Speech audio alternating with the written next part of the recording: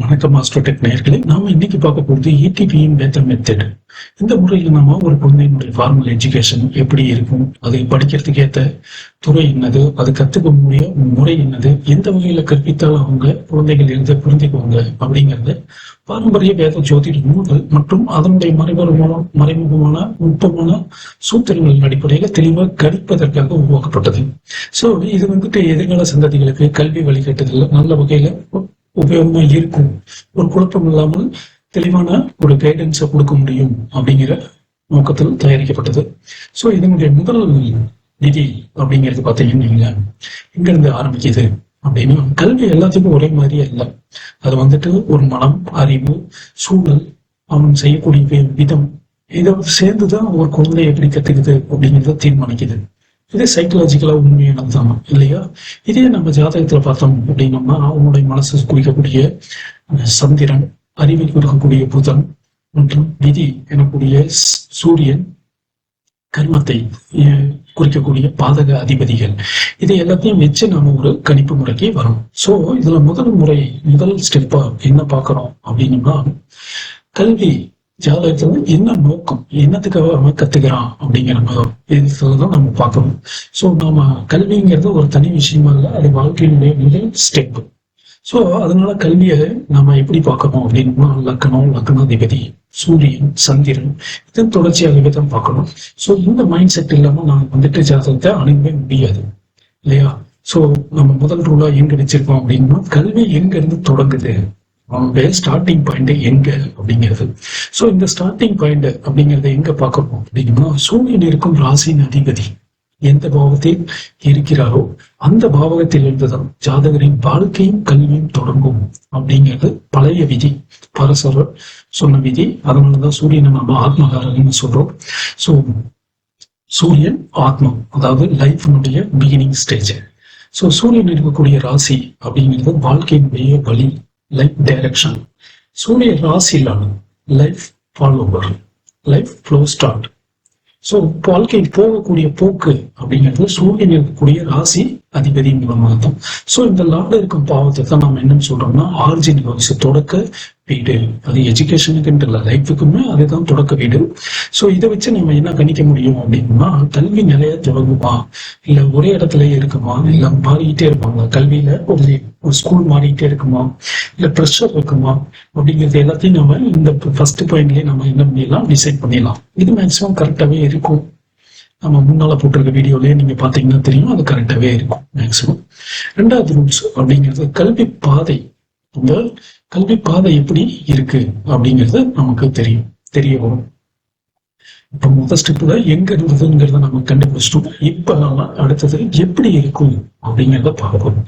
So இந்த ஸ்டெப்ல நம்ம என்ன பண்ண போறோம்னா, ஆர்ஜின் ஹவுஸ்ல இருக்கக்கூடிய கிரகங்கள், அந்த ஆர்ஜின் ஹவுஸ்ல இருக்கக்கூடிய கிரகங்கள் அல்லது சூரியனோட இருக்கக்கூடிய கிரகங்கள், இதையெல்லாம் வச்சு நம்ம பாதகாதிபதியை சேர்த்தி கல்வியில தடைகள் வருமா, இல்ல ஸ்கூல் மாறுமா, தாமதம் இருக்குமா, எல்லாத்தையுமே நம்ம பார்க்கணும். சோ பாதக அதிபதி அப்படிங்கிறது வந்துச்சுன்னா நாம ஒரு கணிப்புக்கு வரலாம். கல்விங்கிறது உங்களுக்கு ஈஸியா இருக்காது, அதுல கொஞ்சம் டிஃபிகல்டிஸ் இருக்கலாம், இல்லை அதுல ஒரு சின்ன சேஞ்சஸ் இருக்கலாம், ஒரு மாறுதல் அப்புறம் தான் உங்களுக்கு கல்வி கிடைக்கும் அப்படின்னு பார்க்கலாம்.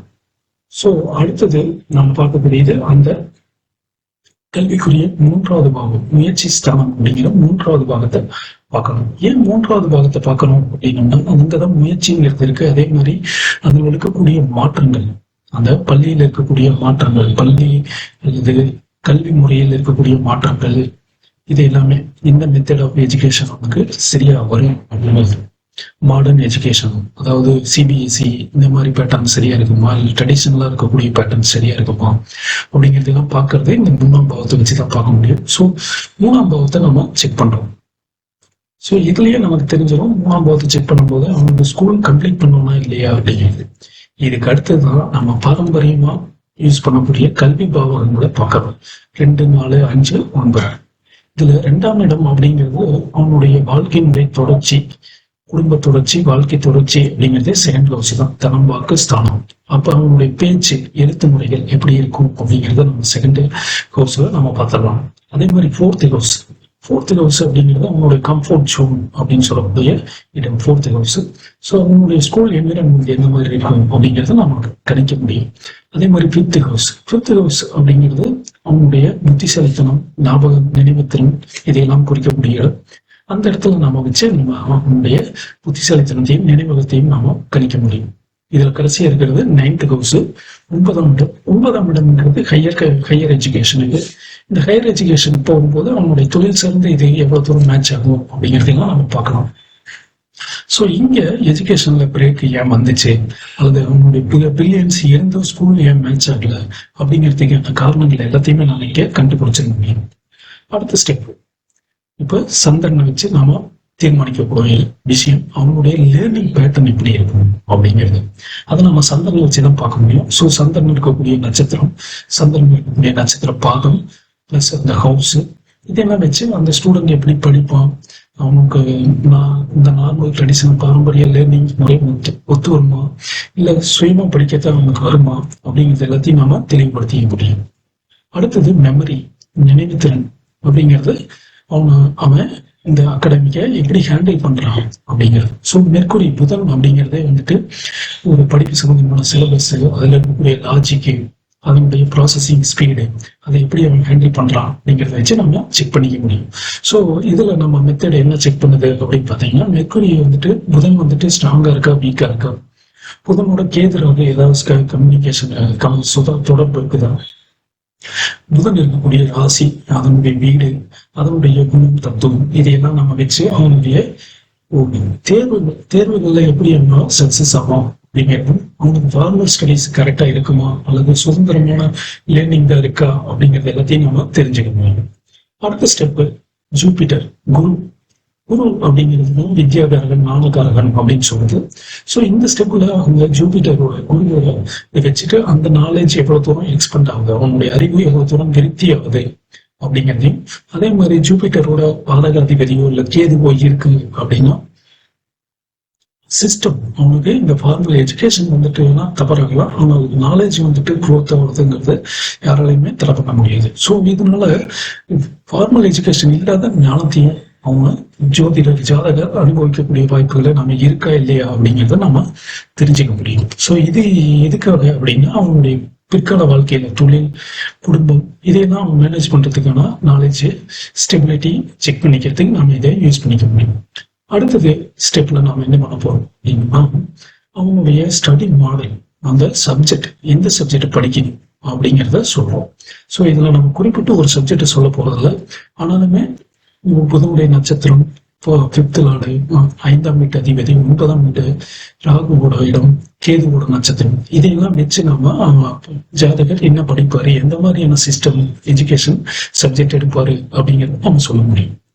ஸோ கடைசியா நம்ம இது எல்லாத்தையும் கம்பைன் பண்ணி நம்ம என்ன பண்ண போறோம் அப்படின்னா, கல்வி அவனுக்கு எங்கிருந்து ஸ்டார்ட் ஆகுது, அது எப்படி போகுது, எந்த மாதிரி போகுது, அதுல தடைகள் இருக்குதா, இது இருக்கா, சிக்கல்கள் இருக்கா அப்படிங்கிறதையும், அவன் எப்படி அதை வந்துட்டு புரிஞ்சுக்குவான், அதை எப்படி சொன்னா புரிஞ்சுக்குவான், எந்த முறையில சொன்னா புரிஞ்சுக்குவான், இது எல்லாத்தையுமே நம்ம கணிச்சு சொல்ல முடியும். அதே மாதிரி எந்த லேர்னிங் மெத்தடு அல்லது எந்த சப்ஜெக்ட் இதெல்லாம் ஒத்து வரும் அப்படிங்கிறத நம்ம புரிஞ்சுக்க முடியும். ஸோ இதுதான் நம்மளுடைய Veda method of ETPM, education talent pedagogy method.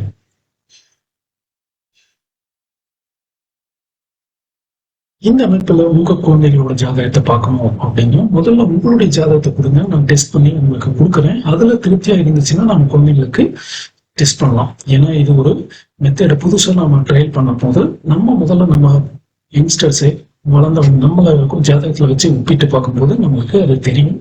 இதை நம்ம பெருமை இதை மட்டும் பார்க்காம இதன் மூலம் தொடர்புடைய நீச்சக்கூடிய அம்ச கட்டங்களையும் நாம தொடர்பா பார்க்கணும். கல்விக்குரிய அம்ச கட்டம், வாக்குஸ்தானத்துக்குரிய அம்ச கட்டம் என்று இது தொடர்பான அம்ச கட்டங்களை நாம இதை வச்சுதான் பார்க்கணும். ஸோ பொதுவாக நம்ம கணிப்புகளை வைக்கிறது இல்லை, இதுக்கு தொடர்பான அம்ச கட்டங்களையும் நம்ம பார்க்கணும். நவாம்சம் பார்க்கணும், போராச்சார் பார்க்கணும். ஸோ எல்லாத்தையும் செக் பண்ணி தான் நம்ம சொல்றோம். ஸோ மேக்சிமம் நமக்கு கரெக்டான அவுட்புட் வரும் அப்படிங்கிறது நம்பிக்கை. ஸோ செக் பண்ணி பார்ப்போம். நன்றி, வணக்கம்.